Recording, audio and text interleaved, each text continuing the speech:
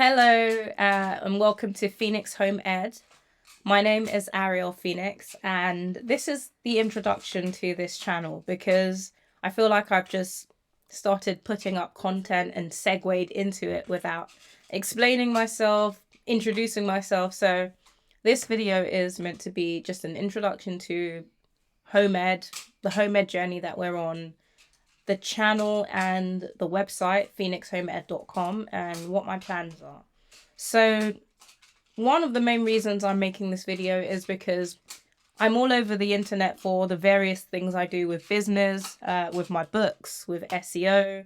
So one of the questions I always get from the people in those respective fields is, how do I manage it all? Because I talk about all of my business dealings, and then the extra layer is, wow, I homeschool. And that's like the biggest part of my day. It's everything, because I have 3 children, 8, 5, almost 6, and a 3-year-old. And it's definitely not easy. If you hear any clanking or anything in the background, you're going to hear them.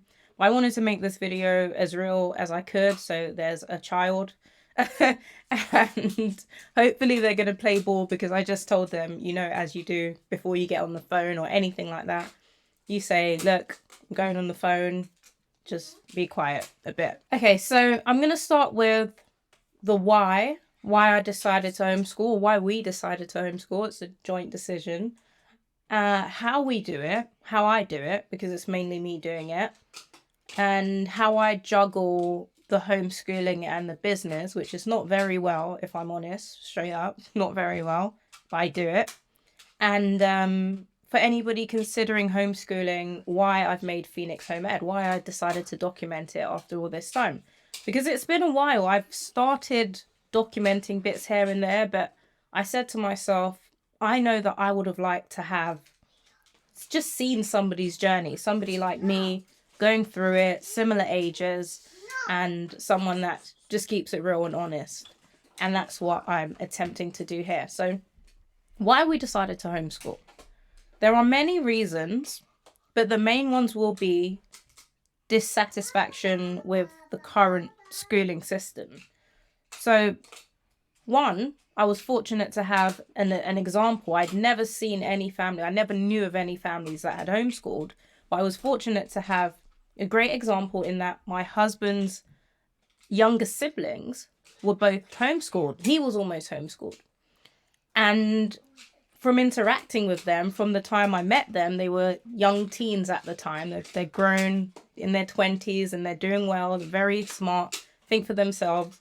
But from the time that I'd met them, I was so impressed with just how they thought, how they were, their knowledge, and just their bond as well. That was another main thing, their bond. They would seem like very responsible, respectable, and intelligent, just all round, well-rounded children. And having seen that and spoken to my mother-in-law, I knew that this was an open channel, an open route that we could take. And as we had our children, so when we had our first son, I started studying to become a teacher. So I thought that I wanted to go into the field of teaching, and that was going to be my course. I was going to teach and then enhance their learning at home and all of that stuff. And then on the course, I realized that it's not something I want to do. And this is no offense to any teacher, but I realized that becoming a teacher was boxing me in. So not only have I been doing business for however many years, but becoming a teacher was boxing me in from my own personal journey, my entrepreneurship. But also, I wouldn't be able to have the impact that I wanted to have. And I feel like I've spoken to many teachers now, and they say very similar things. If they've left the profession, they thought that getting into teaching, their hope is that they can get into teaching and make a difference. So they'll be able to teach children about this and that, and that's not really what you're getting. So as I progressed through the course, I thought, okay, this is cool, I'm going to complete it. But then I didn't want to go ahead and, become a teacher. And I decided there and then that I'd be better off teaching, who at the time we only had the one child, and I'd be better off staying at home and teaching him, as I had already been doing. And not to my surprise, because again, we had the example, but my husband was fully on board with the fact that his brother and sister were homeschooled and he'd seen it growing up. It was a no-brainer. We were going to do it, and we didn't really discuss it much after that, because in the UK we have elective home education, and we didn't have to go through any crazy hoops to say we're going to homeschool. There was no paperwork to fill out to say we're going to homeschool. So we just continued on doing what we were doing, which was teaching him at home. So all the things that we were watching, all the things that we were going out and doing. As he's approached the age that he would be going into reception, because he did go to nursery for a little while I studied, and that was I only felt comfortable doing that. This is my first child, so I'm super protective, super, on everything. So that he was breastfed until he was like 22 months. And this is my baby. I didn't want to let him go anywhere. I wasn't comfortable sending him to nursery, wasn't comfortable sending him anywhere.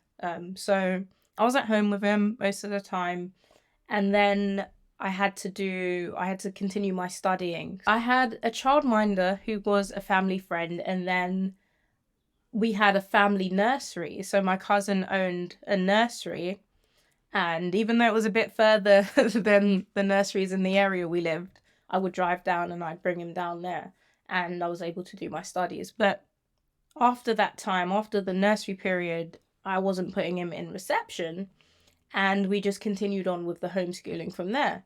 And around that time, I started joining these Facebook groups, WhatsApp groups. So I found a really, really good WhatsApp group I'm still part of today.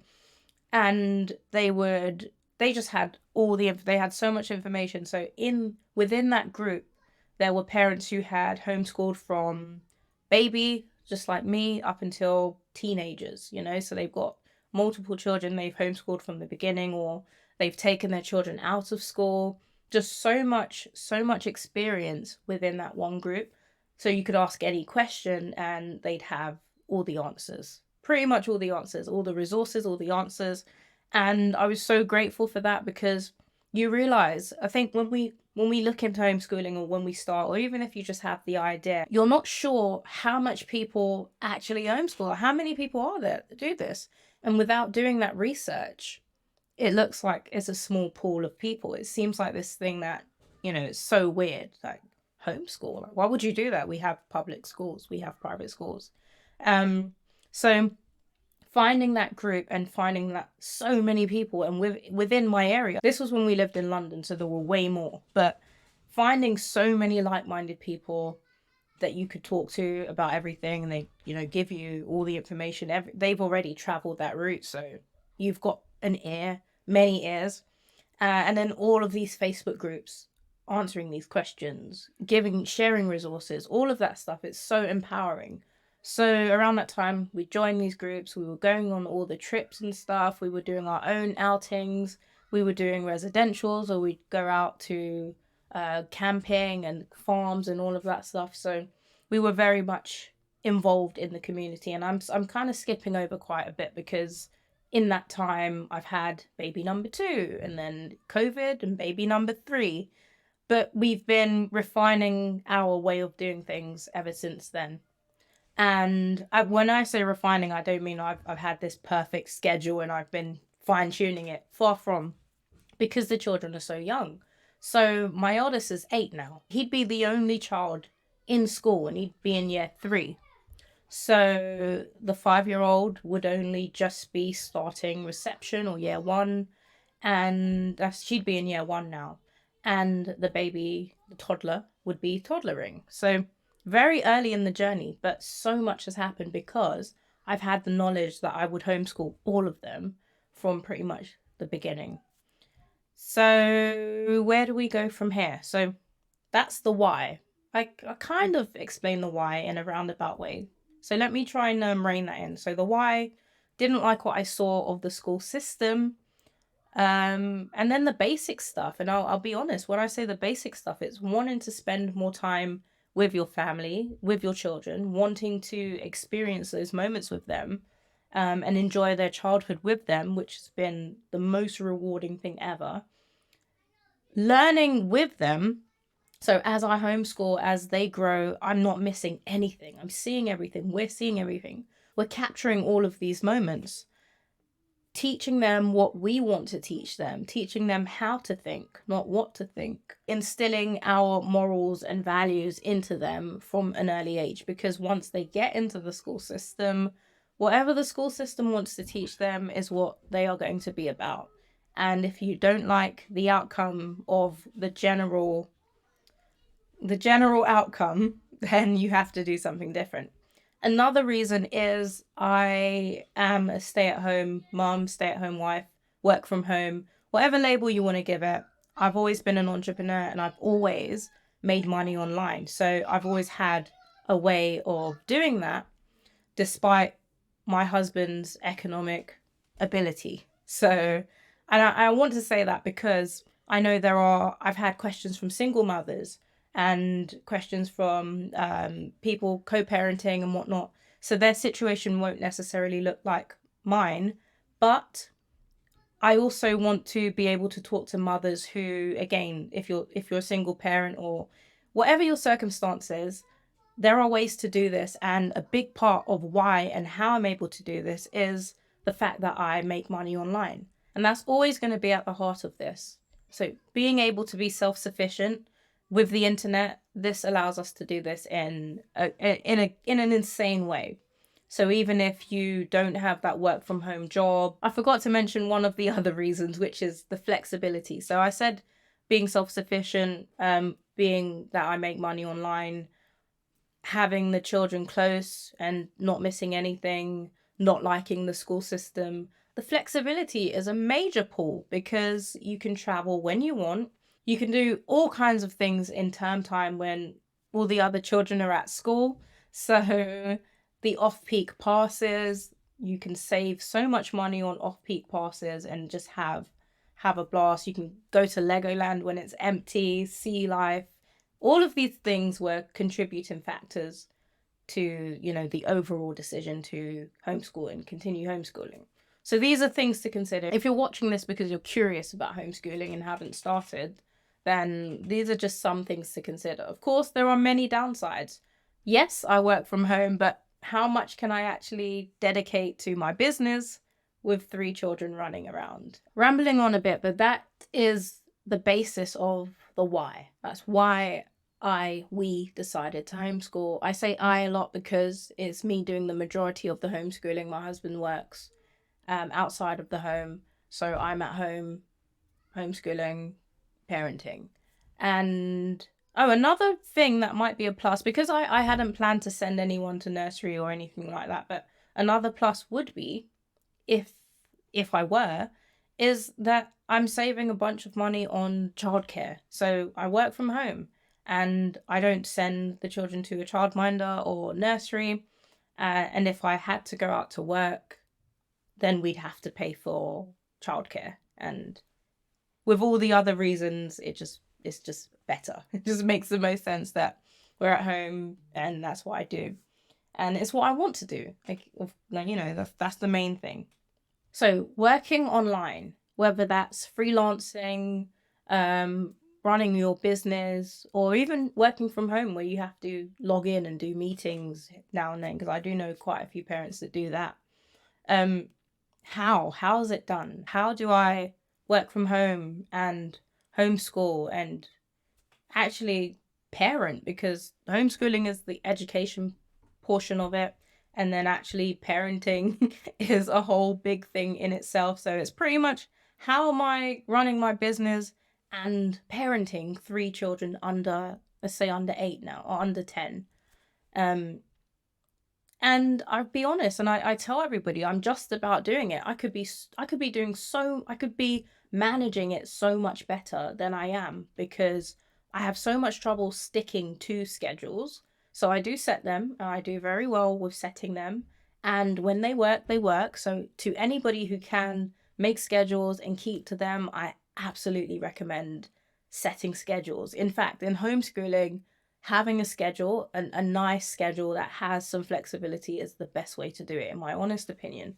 But I am a disorganized person. It's something I work on all the time. I've read a bunch of books on it, habit stacking, all of that stuff. I am a disorganized person, and it takes me a lot more work to get things in order. But because I am very productive, again, even though I could be a lot more productive, I could be so much more productive, but I am productive and I do get things done. It creates this illusion of me managing so much so well. And again, I'm honest with anybody I speak to about it. How do you homeschool, Aria? How do you do it? And then you've just released this course, and how I don't find time to do this and that and that. And at the heart of it is that I am productive, but to a fault. So what I mean by that is I can get a lot done, but then my sleep is affected. Something's always going to be affected. And that's the main issue with managing the working from home and the homeschooling. Something is going to, if you are unable to set hours and stick to them, something is going to be affected. You need balance. So how do I do it? Because I'm talking about how badly I do it, but how do I actually do it? The best way I can explain it is, in the day, I try and do as little as possible when they are at their height of their energy. So when they're the most energetic, it's not going to happen. I'll be telling people off. It wouldn't work.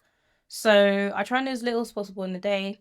We do our work, our play, all the things, all the activities. And then at bedtime, that's it. As tired as I may be, I'm bringing out my laptop and I'm going. Now, the trouble is, I will keep going. As tired as I may be, I will keep going. And then 3 o'clock, 4 o'clock, 5 o'clock in the morning may show up and I'm still working. And that's the problem. So what would be better and more productive is if I could do what I'm doing in the day. So as I was doing as little business as possible, and then doing 4 hours in the evening and checking out, shutting the laptop, putting it all away, going to bed. That would be ideal.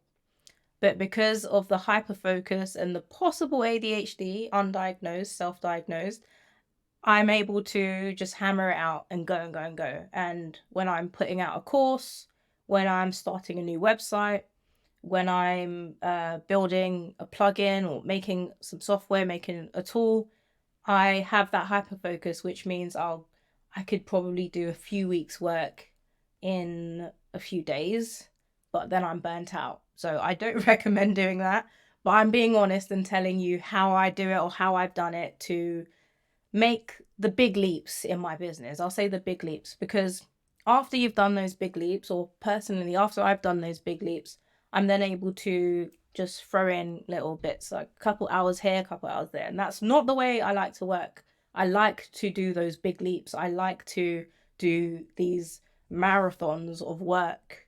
And I also find a great enjoyment from that. So it's very hard to rein it all in. So that's my honest take on how I'm able to manage work and business. And that's not going to work for everybody. Burnout is real. I do experience it now and then, not in a major way. So I've never had burnout where I don't want to homeschool or I don't want to do business. I've never had that kind of burnout. But I will get burnouts where I just want to just sleep and my body's catching up, so I just need to take a break. And my husband is awesome at picking up on those times and just being like, no, you need to rest, stay in bed. I've got the kids, I'm doing this. And we've really tried to base our schedules around the way we both work.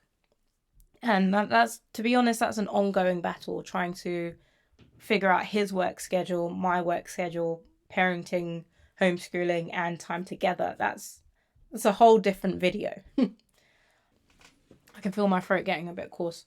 So yeah, that's the why, that's the how. Hey, you. Oh. Say hello. All right. See ya. See ya, Mommy. So that's the why, that's the how on the business side. Now, how on the homeschooling side. And I have to break this up because it's not just homeschooling and running an online business, it's actually parenting 3 children and running an online business. And then it's homeschooling and parenting multiple ages and running an online business. So homeschooling and parenting multiple children. And I say multiple. I know homeschoolers with 5. So I'm not gonna act like this is some crazy feat that I'm just powering on with, but 3 children is a lot. It is still a lot. 2 children is a lot. And 1 child and working is a lot. So this is my personal story. So to anybody who has the 3 children and they can relate to this. Yeah. Okay, so with the day-to-day of homeschooling and parenting a toddler, a 5-year-old, and an 8-year-old, what I've learned is that as they get older, it gets easier. And I think I was told this many times, but if your children are younger than mine, I think you need to know that as they get older, it gets easier. And if your children are older than mine, then you know it. It gets easier. And that's probably the best part, because what I'm seeing now is my 8-year-old, he gets on with it. So when it comes to independent learning, he's got this covered. He can read chapters in his book, he can do his maths, he can jump on reading eggs, IXL, Tinker. He can follow the schedule on his own. And it took a while for us to get to that point because obviously he was young. He's 8 now. And he's very, very focused in what he has to do. And that also rubs off on the younger ones. But what I'm trying to say is that as they get older, they're able to do more on their own, and then you can shift the focus onto the younger ones. So younger ones are at different stages.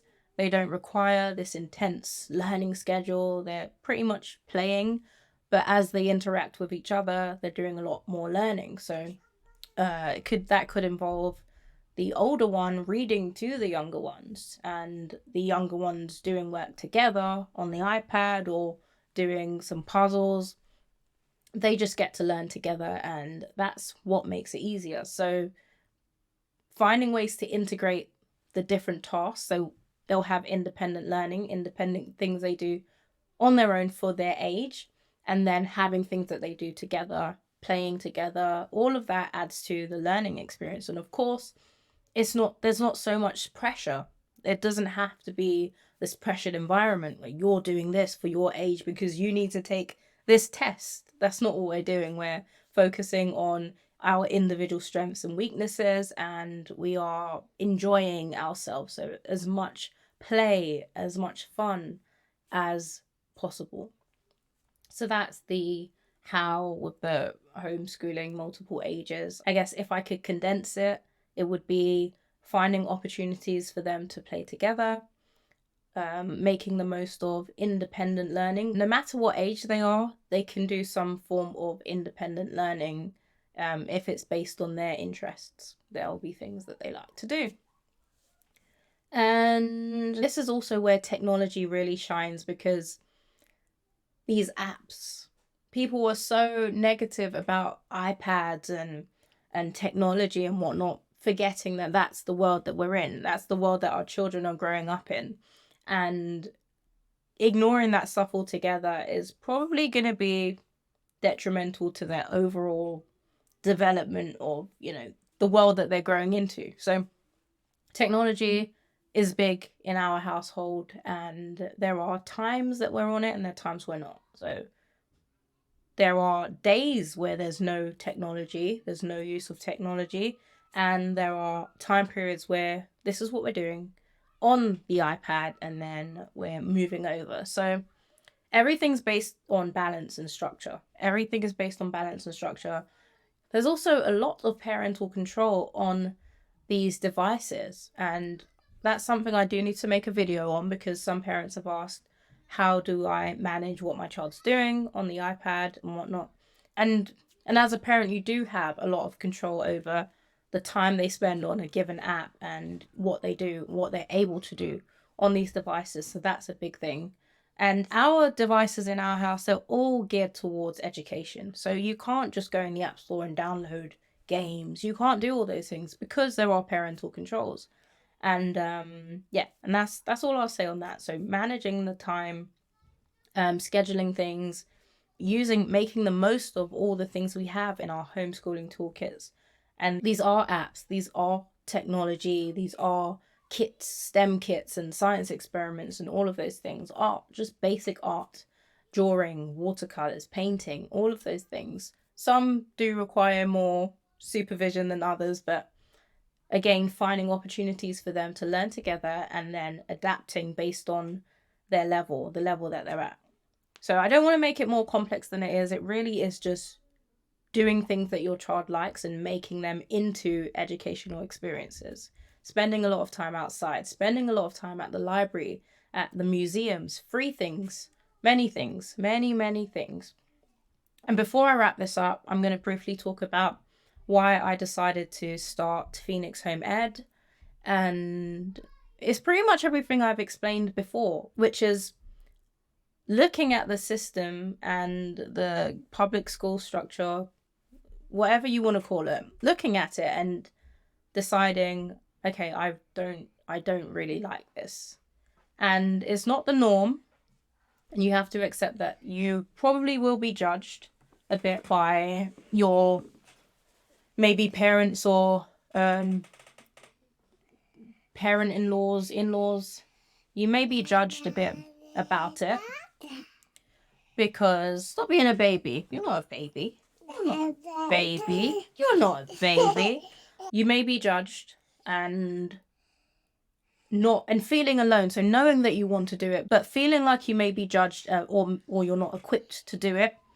And I wanted to make a resource and also document my journey so I could share, the things that I do in my business, I'm able to apply to home education. I'm able to create things that help people that would have helped myself when I first started out, and create tools that I use that I can, again, share with other people that make their homeschool workflow a lot easier. So that's one of the things. I have expertise in other areas that I can apply to make home educators' lives easier. I have other skills in other areas like self-publishing, where I can. So there's a double. I don't know what the word is for it, but there are multiple ways that I wanted to use this platform to help parents. One of those is to help them with homeschooling, so support, resources, sharing my journey and what we're doing, the difficulties that we have, just keeping a real and honest account of homeschooling, and having that as a resource that parents can come back to even when my children have outgrown homeschooling. And the other side is, from a business perspective, many people can't homeschool or feel like they can't homeschool because of their economic situation. And I've always been an advocate for making money online, for starting businesses and empowering yourself financially so you can make those choices, so you can homeschool, so you can travel and world school or whatever it is that you want to do. So I wanted to share the business side of things and the homeschool side of things. Now, I know some people won't be interested in the business side of things, so my aim is to just put it out there and mostly use the YouTube channel to show some of that stuff, and then the website to document the how-tos, the resources, create the tools, share the tools. So I think that's pretty much it. And if I've missed anything, please drop a comment. I'm happy to explain through anything, providing the children are occupied. If not, I've got to do this at night where I'm much tireder. My voice is already tired now, but it will be much more tired. Did I say tireder? I think I did, but it's fine. I'm tired. So yeah, my aim is to try and put these videos out weekly. I'm going to try and hold myself to it. It's not going to be easy. There's a child crying in the back now, so I'm going to go. www.phoenixhomeed.com.